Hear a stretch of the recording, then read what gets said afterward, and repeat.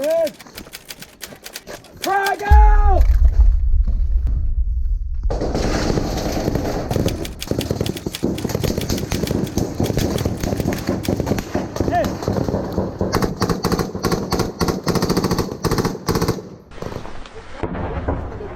I saw it coming out there.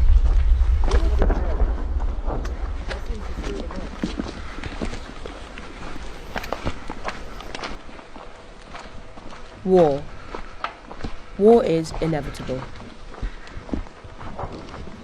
Peace on our continent has been shattered.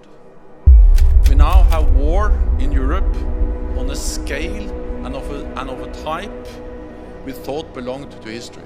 A state of war has existed between the United States and the Japanese Empire. On Tuesday night, I gave the order for British forces to take part in military action in Iraq. And that consequently, this country is at war with Germany. The British Army have been to war in a number of countries. Afghanistan, South Africa, the Falklands, Germany, Northern Ireland, Korea, Kosovo, and Iraq. We've even experienced war within our own country.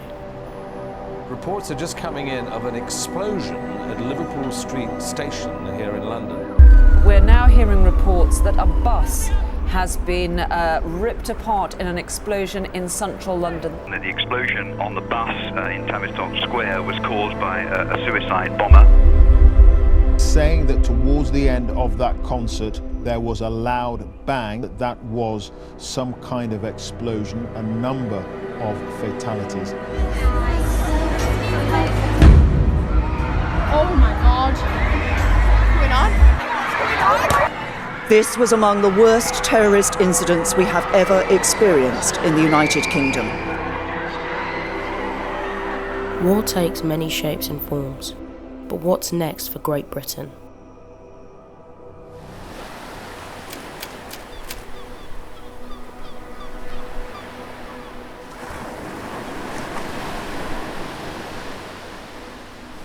Hi, I'm Kira Stocker. I'm 23 years old and I'm a trained soldier in the British Army. I've always been fascinated with the history of war. Why do we go to war? Will war repeat itself? How can we use past conflicts to educate ourselves in terms of current conflicts? I'm here to explore and investigate these answers and to look specifically at the history of war in Brighton.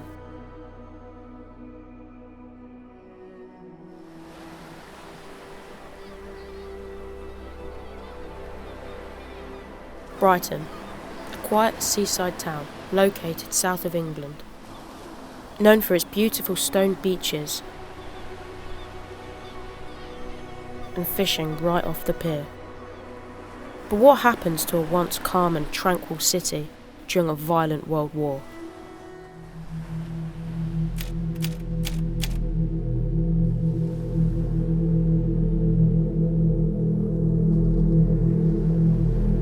During World War I, 876,000 British soldiers were killed. Britain fought alongside India, France, Canada, Australia and the US, pushing German combatants back on the Western Front. The Indian Army, also known as the British Indian Army, played a vital role in World War I. They became our brothers on the front line, and once injured they were sent to the UK for treatment. Brighton became the medical hub for soldiers, specifically the Indian Army soldiers. The Pavilion, an iconic landmark set in the heart of Brighton City. A large palace built for King George IV to enjoy the luxury of Brighton during his stay. The Pavilion quickly turned into a military hospital, housing and treating Indian soldiers who were wounded in combat. I went to investigate and experience the same halls these men were housed in during World War I.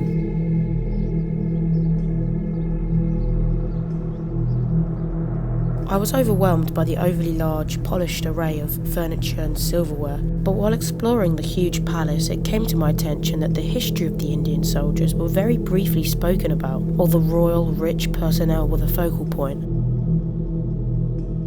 These Indian soldiers were fed, housed, and even recreationally smoked their hookah pipes on the pavilion grounds. Many soldiers were under Brighton medical care recovered due to the expert treatment. In the Sussex Daily News, the war efforts seen at the pavilion was commended due to many more injured soldiers arriving in Brighton. The soldiers once recovered were visited by the King and were awarded medals for their loyalty and bravery during World War I. It's hard to think of how many soldiers were actually helped here within those walls.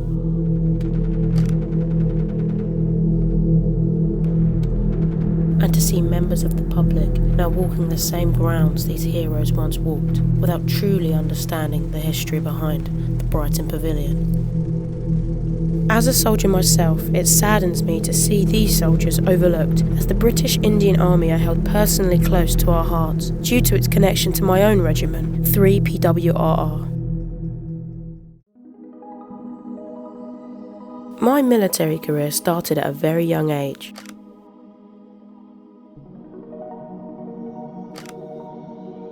From 12 to 17, I was a Royal Air Force Air Cadet, learning basic soldiering skills that I still use today.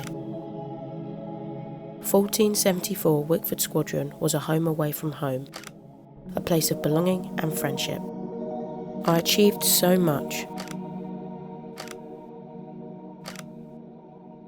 I learnt what it was like to have friends that have your back no matter what.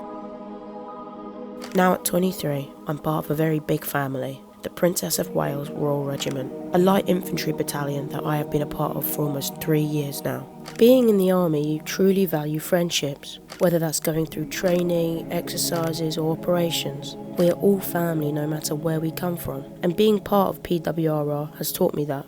PWRR are known as the Tigers. Our motto, Unconquered I Serve. The tiger was a gift from India, authorised by King George IV, Prince of Wales, due to over 20 years active service in India with the Indian Army. This is why Brighton's past of treating these soldiers during World War I is so important to me, and why this history should never be overlooked. But unfortunately, not all soldiers survived, and the few who succumbed to their wounds were eternally memorialised here at Sussex, in a beautiful monument known as the Chatri. The Chattri, erected in 1921 by Prince Edward, the Prince of Wales. This monument is dedicated to all the Indian soldiers who lost their lives during World War I. I decided to hike the 12 kilometres to visit this memorial to pay my own respects.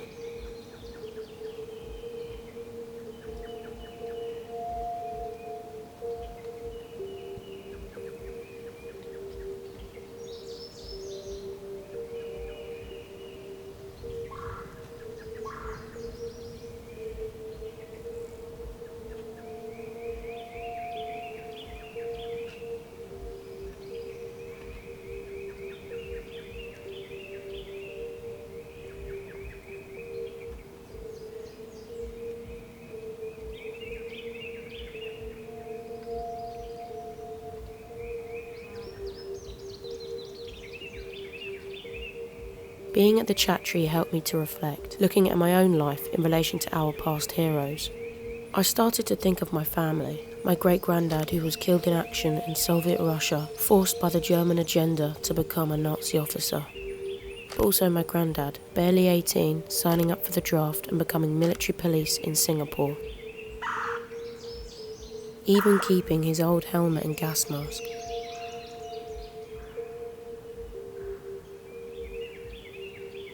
Which while holding, I couldn't help but see myself as him. Different kit, but the same type of war. I also started to think about current conflicts, and how would our home we call Brighton cope if history repeated itself. From a personal perspective, I believe that the wars from our past will stay in our past, while our future wars will always remain unknown. On this personal journey, I wanted to investigate a couple more sites to truly understand the history of war in Brighton. This led me to the busiest war memorial in Brighton, the Old Steine.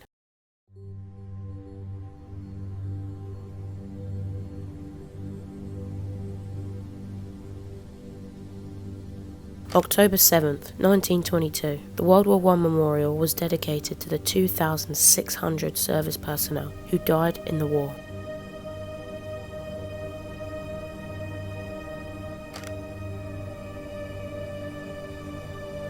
The exact names of the deceased are carved into the two large bronze pillars located either side of the cenotaph.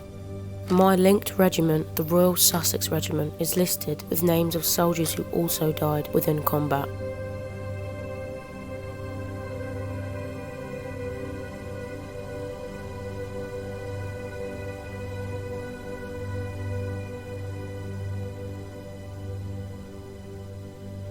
This specific memorial is very emotional due to my regiment's connection with the deceased. Every November, we parade the memorial. We march with our brothers and sisters to remember the ones that have fallen.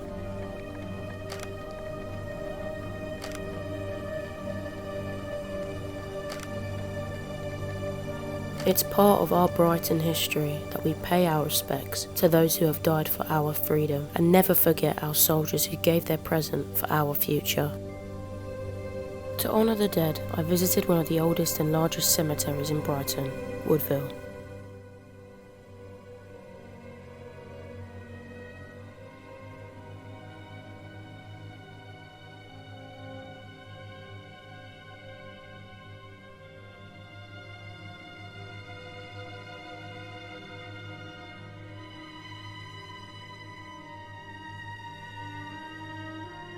The cemetery was beautiful, calm, and evoked many emotions.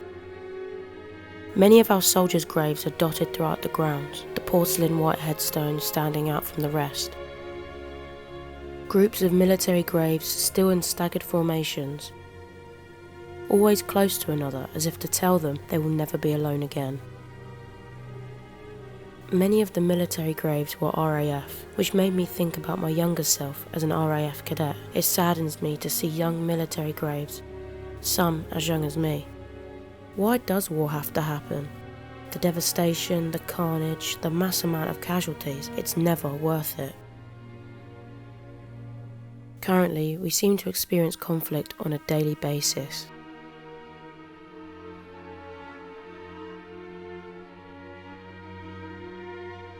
And looking at these graves, I hope it stops very, very soon. Experiencing these sites, memorials, museums, and cemeteries, you start to get and understand why history is so important.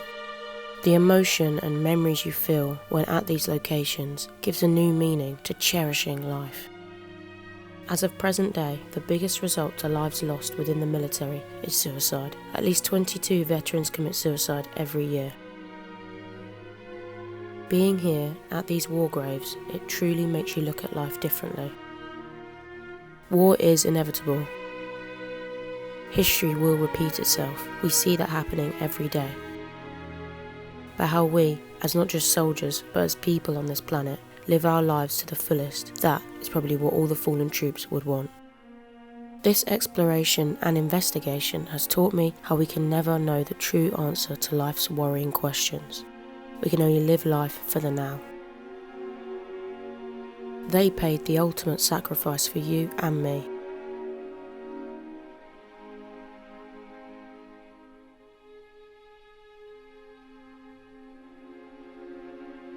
The history here will never leave our hearts. We will always remember them, and we will always remember the history of war in Brighton.